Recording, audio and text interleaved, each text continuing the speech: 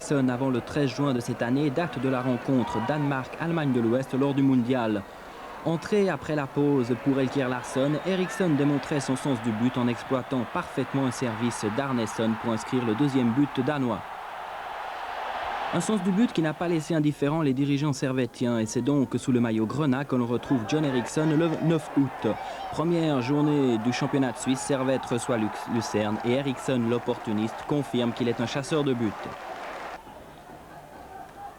Troisième journée, Wettingen au Charmy, Eriksson, dans un style peu orthodoxe, signe sa deuxième réussite personnelle. Cinquième journée, Vevey s'incline 4-1 au Charmy. Eriksson porte son capital but à 4 unités. Un renvoi du gardien.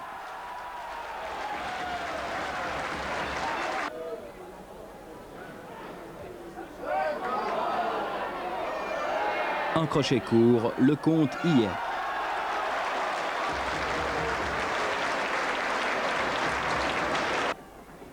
Muet à l'extérieur, Eriksson talonne alors le Français Farjon de Bellinzone qui inscrit ici son 6e but face à Servette précisément.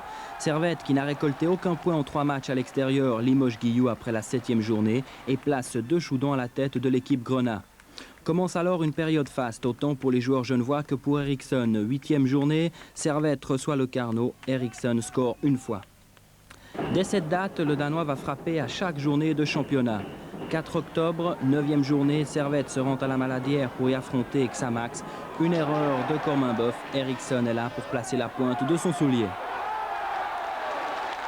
4 jours plus tard, Servette s'incline 3-2 à la Pontaise face à Lausanne. 2 buts signés Eriksson, 2 buts que nous ne verrons pas.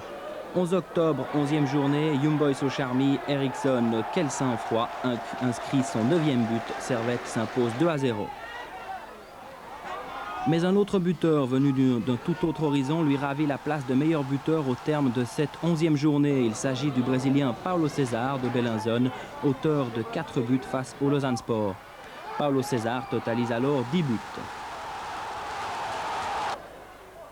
12e journée, Servette se rend dans les montagnes neuchâteloises pour y rencontrer La Chaux-de-Fonds. 2 buts pour Eriksson, 1 sur penalty, 1 sur renvoi du gardien. Décidément, il est toujours là où il faut, John Eriksson.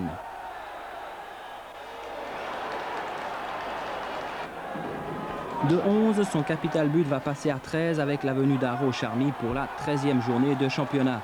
Un centre bien dosé, la balle gicle au fond des filets. Un face-à-face avec Buckley.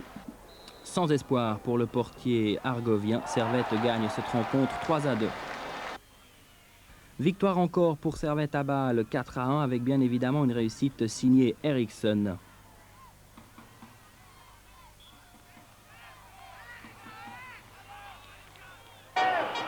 Victoire toujours pour les Genevois dans le dernier match du premier tour. 3-1 face à Grasshopper grâce à 2 buts d'Eriksson. Sinval, inlassable pourvoyeur de ballon, lui apporte le premier.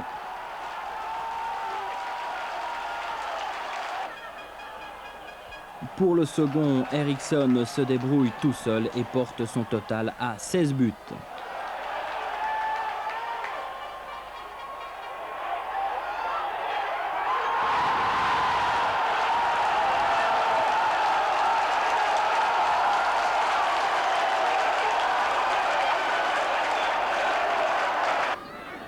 Paulo César de Bellinzone le suit avec 12 buts et Tikkozon du Lausanne Sport, grâce à 4 réussites lors de la dernière journée face à La Chaux-de-Fonds, se place 3e avec 11 buts. Voici 2 des réussites de Tikkozon.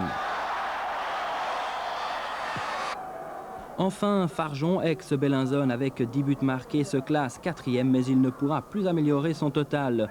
Le but inscrit vendredi soir avec Bordeaux face à Lille ne sera plus comptabilisé pour le championnat de Suisse.